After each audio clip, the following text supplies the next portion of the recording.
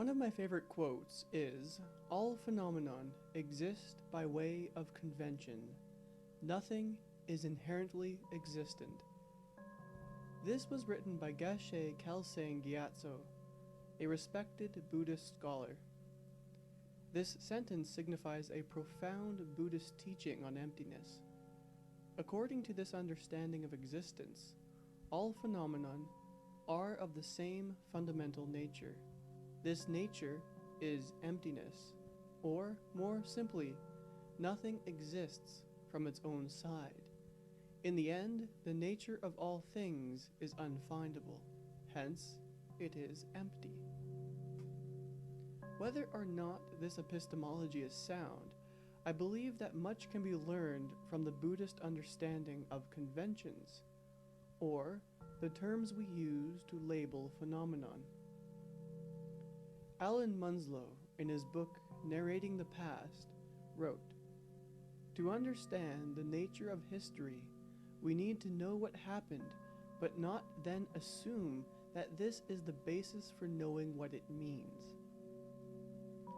This made me think that I often cannot help but impute meanings on all the things I encounter, to provide a label for my conventional world. However, as we discussed during our brief class at the seminaire, that which is imputed is entirely subjective. I cannot escape my mind, although any imputation I have is itself influenced by previous narratives that I have received. For instance, today I walked on the plains of Abraham.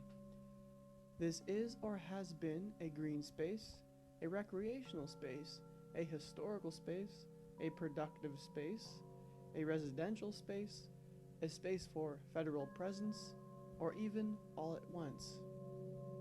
How one chooses to understand and remember the fields depends upon how one has chosen to understand and remember or forget past narratives. I must impute meaning, but recognize that this imputation is not the only way to comprehend any given phenomenon.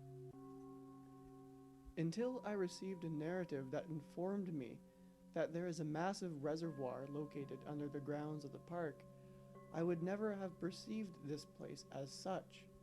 What's more, I undoubtedly have a different understanding of what green space means to me in comparison to what it may mean to you. Perhaps history is just a cycle of imputation, narration, and interpretation.